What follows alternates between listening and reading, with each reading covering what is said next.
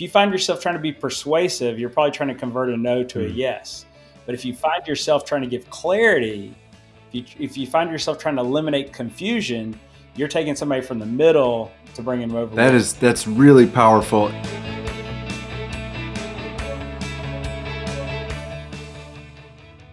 Welcome to the Leadwell podcast, the podcast for mission-driven leaders, where we interview guests who are doing it well to help you lead your business and your people well. And today with me, I have another John. Let's be real, most likely a much better John, also uses the H in there. But John Carroll, Executive Director of City Leadership in Memphis, Tennessee. It is a nonprofit helping nonprofits. And as you said, hey, we help the good guys do more good. Welcome to the show, John. Thanks for being here. Hey, thanks for having me. Really, really grateful to be on. So you and I were kind of talking and setting this up, and my brain already started spinning on what we were going to talk about. And it probably needs some establishment. You said it's a communication framework and idea, but it's called the law of thirds. So what is the law of thirds? Well, so one of the things that we've figured out over the years is that not everybody is going to be on our side, no matter how hard we try. Right? Wait, what are you talking about? I don't understand. What do you mean everyone's not going to be on my side? And I would say is that so I've got a bunch of different jobs in a bunch of different fields, and we've done polling and quantitative and qualitative and tried to figure everything out. And one of the things that we found was back in the day, I used to work for a governor, and I was on his legislative staff, and we would go out and lobby bills. And it just came down to it. It did not matter what bill we were talking about. We had 100 people in our state house. And the reality is that a third of the people were for it, a third of the people were against it. And then there was that middle third. And that was always within a person or two on everything. And so that was a long time ago for me. That was 25 years or so ago. And that has rung true in every work, every practice, almost everything we've tried to do. And one of the things that we found about that is just realizing is that no matter how much time we spend on it, no matter how much time we try to communicate it, is that a third of the people are not going to be with us. And I think that one of the things that we're just okay with is saying is that, hey, that can be okay. The good news is, and I think a little bit of the scary news for leaders is a third of the people are always with us. And that's one of the things we have to steward as leaders is making sure that we're saying the right things and pushing the right things, because you can say about anything. We see it today, obviously, in the political climate today. And a third of the people will just be with you, no matter how outlandish it is or how crazy it is or whatever. And so you've got to steward your truth, and you got to steward your passion and steward your communication in a way of knowing that you've got sheep that are going to follow the shepherd. They're going to follow you wherever you lead them. But where we find the law of the thirds really mattering is we understand is that we have to figure out how to win the middle third. Because the truth of it is, no matter what you say, a third of the people are not with you or against you. And in fact, most of those people are actually just not even listening to you. Well, that's what bothers me. Let's be real. Like, I am sitting here, I'm a galvanizing leader. I love to be motivating. I love to be persuasive. So I got my little paper in front of me, and basically what I just wrote down is I did 3 little boxes: for, against, don't care. Like that's how I just heard everything that you told me.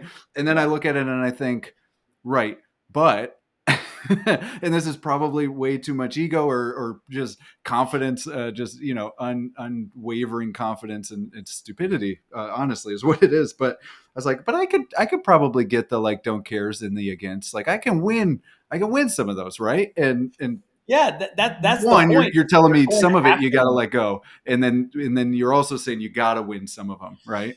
Well, if you're going to have the majority, if you're going to have the momentum, if you're going to create the tipping point, it's going to take more than just a simple message.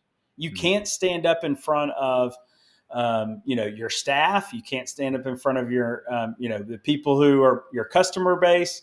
You can't even stand up. I can't I've got 5 kids. I can't stand up from my family, right? And just say, hey, we're doing this without people for me and against me and people not Yeah. listening or ambivalent or, they've heard me, but they don't really have a hardcore opinion. And so you have to do that extra work as you're Mm. thinking through it. And what's interesting is as you do the extra work, the two things will end up happening. One is that you do have a chance to win over the middle third. That's the whole point. You have to Mm. do the extra work to win them over, and you got to figure out what it's going to take. A lot of times, as you're doing that, you might actually confuse your third that's with you because And what your does that mean? sense. Yeah, what goes on there? Because that's Yeah, yeah, yeah. confusing me right now. Yeah. So the thing that you said to them was just like they said yes a lot of times because you're their leader, not because of what you said. And Yeah. so when they start to understand it or when they start to hear more, they're like, wait a second, I thought we were just doing whatever. You mean we have to actually pay more money or that's going to take time or I'm going to have to actually volunteer or I'm going to have to put time in? I just thought it was just going to happen. Right. So you start to find those cracks even in your yes. It doesn't Mm. mean they go to a no, but they end up start taking time. But I think part of it is realizing is that, hey, figuring out who's out on this and just not spending their time and energy and effort, because that's where we see a lot of times is we see ourselves as leaders spending time with people who aren't coming with you on an issue and Yeah, realizing well, it's because just that's what okay. we wanna do, like, that's part of Yeah. what it is like, we move people in that general direction, right? And as you and I were saying before we even jumped on, like, this is so insightful, and it's such a great reminder of, that, like, sometimes your product just isn't for people, and sometimes Right. that change management, like, all of us talk about is, like, you're probably gonna lose some people if you start shifting culture or changing processes or doing this because they're not going to come, and it's the clean visual breakdown and reminder of things we already know. Well, we all have a friend who's still sending green text. And so like that we can't convince. We cannot convince to come over, right? And you know what I've started doing? I just leave them out of the text threads. I just like, look, here's the deal. You're just out. You're not in the group text anymore. And so like I don't want them all to be green. And so like as you make this decision in so many other different ways. But that when you start to realizing that you cannot get everyone to be in consensus on everything. And in fact, if you get 90% of the people to be consensus on something, then it's got to be the most obvious, Mm, most easiest thing possible. And as leaders, we're usually presenting complex, yeah, different, you know, really, polarizing. You get it, right? We're yeah, polarizing topics yeah, and ideas, and yeah, we have to shape our better future through that. And we have to realize that when we introduce a polarizing idea, that we're going to polarize people. yeah, And then the goal is to get as you're getting more people on your side is identify that middle. And each topic is going to slice people up a little bit different. for And sure. so, The nature of principle. I mean, even just decisions, right? Like, hey, we could think of big ones of like we're going to stop that service or that product. We could think of politically polarizing things, but also, I mean, anyone that's done any sort of development in their team and tried to order lunch for 50 people, somebody is leaving that lunch extremely dissatisfied, right? Like it's just the nature of making a decision and being in leadership that you will divide and polarize some in an effort to move and align others. well, and I think that obviously, mature people can walk away from their unpreferred lunch and be okay, right? Sure, sure. Um, but obviously, there's issues that we deal with, especially when it comes to uh, who we care for, how we care for them, who's invited to be cared for. All that kind of stuff can be really, really polarizing. Yeah, But here's the reality: is that we're all humans.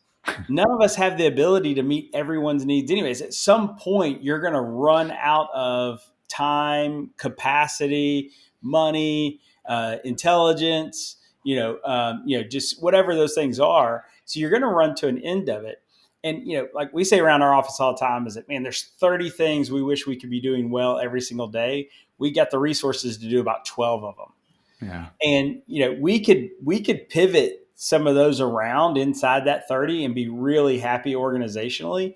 But we've got people in our office that are like, man, this is what I want to be about, and we've got other people that are so mad that we're not being about something else. And it's all in good 30 things, but it's like it doesn't matter. We can't be about all of them. Yeah. We've got to be about something. And so, even as you decide good things like that. And so it's a hard, complex thing. And as leaders, we have to understand is that you're just not going to get everybody. And you've got to do more than just saying it to get the momentum and get the majority.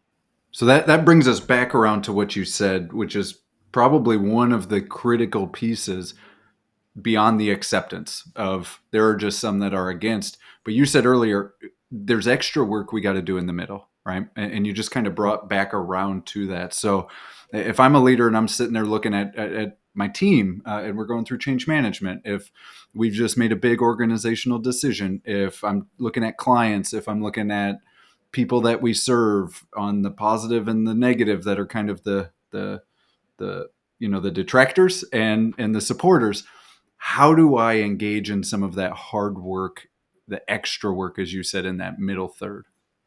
Right. So this is what's so important. Um, when you understand, and again, a lot of times you're not voting. People are voting a lot of times not because with their, they're actually putting a placard up or actually clicking a button. They're voting with their attitude. They're voting with their work ethic. They're voting, with their customer base. They're voting with their participation. And so you start to see some of that engagement. But the law of the thirds basically says is that no matter what you're doing, you should think about it this way: is that a third of the people are pumped about it, and a third of people, even if they're doing it, they're probably not pumped about it, right? And that could be just because of their personality or timing or something that's out of your control. What you've got to understand is that the people in the middle that are either participating in some sort of way, or you're trying to win over, or trying to whatever, is that they're more inclined to say no unless you do the work to get them to say yes. And that's where that effort is that we say in our office all the time, a confused mind says no. And so confusion doesn't have to be that they're confused why it matters. They're just confused on how it should happen, right? Mm-hmm. And so they could have the why, but they don't know the how, and so they're going to say no. Or they don't know what's actually going on. And so maybe they heard your why, or maybe they just heard your what, but they don't know why, right? And even they have got explained how it's going to work, but they haven't heard the why. If they're confused on any one of those, why, how, or what, they're a confused mind's going to say no. And as a leader, that's when you lose momentum. That's when you lose the tipping point energy where you can get high quality work and accomplishment and wherever that is, organizationally. And so, as you go into those individual orgs, those individual groups inside that, as you start figuring out personality based different kinds of stuff. I've got a staff of 20. So, about on anything and different kind of topics, I know them well enough to know who I need to pull in and have some one-on-ones with. And then who needs to hear when I say something at maybe a staff gathering and be like, hey, I'm doing this. But I want to invite some of you all to hear, where we are able to go through some deeper Q&A on this at this other session at this other time. Anybody who wants to come. And then I might say to a director, hey, your team needs to make sure that they're there, right? Because I know that they're in the process. Or pulling those people one-on-one and having that conversation going, hey, I'm going to make an announcement tomorrow, and I think you're going to be likely, I know you well, and I want to say that, whatever. Now, with 20 people, that's possible. 20,000 people or 2,000 people or even 200-person congregation, that's really hard. And that's what, like let's just say like a pastor says he has 300 people in the congregation, only 120 people are showing up. That's usually that third, what I'm saying, that they're showing up, being a part of it. And so, where are you getting those other people to be engaged in that space? And so if you start to see it that way and just go ahead and decide it's that way, then you start making effort in a little bit extra in different way. And you start to categorize people a little bit. And when you find that big, hard no, is that you don't have to go be persuasive with that person. If you find yourself trying to be persuasive, you're probably trying to convert a no to a yes. But if you find yourself trying to give clarity, if you find yourself trying to eliminate confusion, you're taking somebody from the middle to bring them over with you. That's really powerful, and I accept the coaching that you just gave me around the. It's not about persuading no's to yeses, and if you find yourself in that, check it. But if you are trying to provide clarity to almost like a seeking, interested individual that's there wanting to hear it out, not just be a curmudgeon or argue. Your role is clarity, right? Is that what you're saying? Yeah, for sure. And I Yeah. think that when you make clarity your goal, what happens is people feel empowered to make their own yes instead Mm. of forced into what they think you're making them do. Right. Yeah. And that's what we say all the time is we shouldn't have to persuade anybody or beg anyone or just yank somebody over from Yeah. one side to the other. It's just that we keep assuming that there's some angle that they're confused on, often around the why, how, or what. Mm. And if you can investigate that, obviously individually, or even just think about that kind of in a bigger group form, is if you're not getting enough yes, if you're not getting enough momentum, you need to assume that your crowd is either one, two, or all three confused around why, how, or what. And then you start communicating to them in various different ways how to be able to, where the clarity is around that, and Yeah. then making sure that they've heard it. So the extra work also kind of demands more time, more attention. All of what you said there, I can see that. And I still want to do it. And it's super clear on why, how, what. And I'm guessing, and maybe there's some of this that also happens. I get drawn into those outside peripheral outlier places because let's be real, like at the ones that are for me, like it feels good, right? Like they're just charging Yeah. with me. And the ones that are against seem to make a lot of noise and really demand my emotional attention. And so if everything's getting sucked up out there, like how do I get into the middle? What do I do if I'm a leader that's just stuck on those outsides and I hear you and I want to be able to activate the ambivalent middle? Yeah. So I think, you know, one of those ways of getting out of the middle is really checking your ego, Mm. because that'll help you identify where you're at, you know? And I think that if you find yourself, feeling, one of the things is with the no is actually where you feel fear. Mm. um, you know, with the yeses is where you feel really glad, right? You feel glad, you feel joy. That's all happening with over here. So if you're feeling glad and joy with everybody you're talking to, and you don't actually have the momentum and the energy and all that kind of stuff, you're like, man, am I talking to everybody here? Like, you're like whatever. And if you feel fear is actually where you feel the with the nose, is because in that fear is where you're starting to feel anxiety. You start trying to exhibit control around them. Well, if you don't agree with me, I won't let you, whatever, right? And then you're like, oh, these people always drive me so crazy, right? Your rage starts coming out. Yep. And it's courageous to go talk to people who completely disagree with you.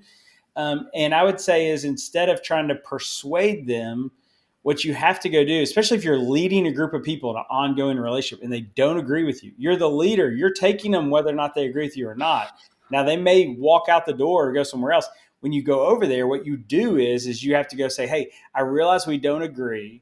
Mm. I want to understand why." And so you get educated because you might be wrong, right? Yeah. And leaders have been wrong before. I don't know. It's breaking news right That here was- on this story, that's but right. leaders have been wrong before. And so a lot of times you might be like, "Oh my gosh, that is a big issue I've never thought about before." And so like making sure they feel heard, because they're okay with disagreeing if they feel heard. And so I think going over there and making sure you're not trying to, you're not plot twisting or that kind of stuff. And Yeah. so, and then when you're going into this group in the middle, you're finding yourself really curious, and I'd say is using curiosity as to what have they heard, what do they understand, and where is that really fitting in. And when your curiosity is turned on more than your fear, right? Like I was telling you to circumvent your fear over here with the nose with some curiosity, but Mm-hmm. really more of that's really about respect. You're kind of taking courage and respect to the people. You fear the no, and you're just saying, hey, I honor your no. I honor that we disagree. Tell me whatever. That's where you're taking courage. But curiosity is where you're taking the middle of trying to find people. When you're in curious conversations, if they're not asking you good questions, then you're not opening them up as a leader. Or if they don't feel like they've got a floor in that space, or they're so oblivious to what's going on, and that can also happen there in the middle, is that they don't even realize, they're not paying attention. We see that happen in the political landscape all the time. People aren't watching the news. They don't know what's going on. They don't know anything about what's happening. And so, you've got to inform them in some sort of way to be able to bring some interest into that space. And then you got to empower other leaders to be able to do that. So like, for me, I'm empowering my directors who are fit all across the spectrum already, and Mm-hmm. making sure that they are actually figuring this out. Because you get a director who's overseeing a bunch of people who are yeses, but they're a no, man, that can create problems, Yeah. or they're overseeing a bunch of people who are yeses, but they're confused in the middle, and so you've got to, start close, aim small, miss small, try to make Mm-hmm. sure they're all with you in that space, and then they're bringing that to their own people and creating environments inside their pockets where they can do that, and they can elevate that up to you, and you can learn over and over again as an organizational leader. Man, and everything that you were saying drove back in my brain to the idea of actively listening, right? That there is an engagement, there is an active listening, which we've talked about here before, and that it is, I am both listening and sharing to drive towards a deeper understanding. And that when we do that, that's one of the best ways that we can engage all of those thirds, if you will. Right, right. It's Yeah. it. But I think that's where, when your leaders start off with it, just because you said it doesn't mean they've all heard it, and just because people are doing it doesn't mean they all agree. And I think that as a leader, when you can just assume that those two things are usually always true, not everybody heard it and not everyone agrees, and then you've got to at some point go like, hey, my goal isn't 100% agreement. you know it's just making sure that if they're saying no to it, that we both know why they're saying no to it. That's okay, and then we don't leave people confused in the middle, because the confused people in the middle are actually really, really hard to actually manage. They're really hard to Mm. maximize, and they're really hard to predict, because they get really lost in the mission. Yeah, that it's so true and powerful, and so many of us as middle managers, and I kind of tell everybody, like, listen, every single one of us is a middle manager. We've either got a board, we've got clients, we've got whatever. Doesn't matter if you're the one in Right, charge, you're a middle right, manager. right, We all right. are, and that confusion of expectations of what's required of uh, Mm-hmm. what do people need, whatever it might be. That is the piece that will trip all of Yep. us up. A And confused mind says no a over confused and mind over. says no. Confusion is not a natural yes, right? That's Mm. ignorance and that folly. You know what I'm saying? But Yeah, humans are, are we were wired and designed to actually have fear, right? And so yeah, confusion, it leads towards fear, and so and that's going to lead towards all sorts of no. That's how we've survived as humans, right? yeah. And so, but yeah, confused mind says no, and so. And my old pastor used to say, a fog, a mist in the pulpit is a fog in the pews, Yeah. and and It's just, so oh man, that's so true for leaders, right? If right, it's foggy in your brain, you better expect storms out in the organization. yes, yes, Man, yes. John, So, this has been so good. As we keep on moving, a couple of things that I thought of is, man, whenever we can, choose not to be confused.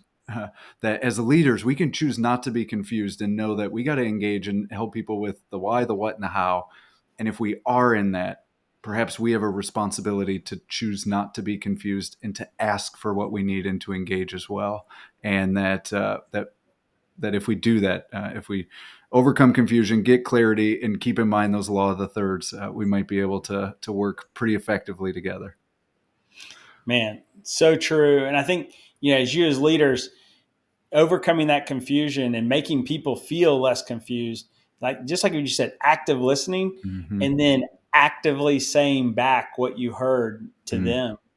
And then you can splice the differences. Oh, I'm hearing you say this. And so you think that we're going this, but I'm actually trying to accomplish this. Do you see how that's different? Like, does that sound different to you? Or, because it feels different to me. And I think that when I can say that, then that person feels they're able to express themselves, they were understood, and now they can see the differences. And then we can agree or disagree. And that can still fall into the group that's not going to agree with me. Right. Yeah. But at Yeah. least now we're all, and there's no confusion, Yeah. and I think that becomes, if you approach that as your enemies, the no's aren't your enemies. Like the confusion is your enemy. It's everybody's enemy. That's right. Oh, so good. John, you have given us a lesson in leading well today. And I ask everybody that comes on the show. And so you don't get out of it either just because you have a wonderful name. But what does it mean to you to lead well? Man, so I define leadership as taking initiative for the benefit of others. Um, I love the word taking. I go and take, and I actively take the initiative. Yeah. But man, the leading piece is for the benefit of others. I feel like, even in saying that, I try to live and embody that, but I would be totally ignorant to not confess that I feel like I've grown more and benefited more from actually leading than probably anyone I've ever led. But the whole hope is to actually benefit others in that process. Yeah. Well, I love it. That is also the definition of service, and we're a big fan of servant leadership, and that is to act for the benefit of the object. And that could be a person, could be an organization, could be something. So I love it. Thank you for sharing that, John. Everybody, John Carroll is on LinkedIn. We'll put a link in the show notes. You can check out more about City Leadership, cityleadership.org, especially if you are in that Memphis area. Connect with them. And John, thank you so much for being here today. For everybody else, be well, God bless, and lead on.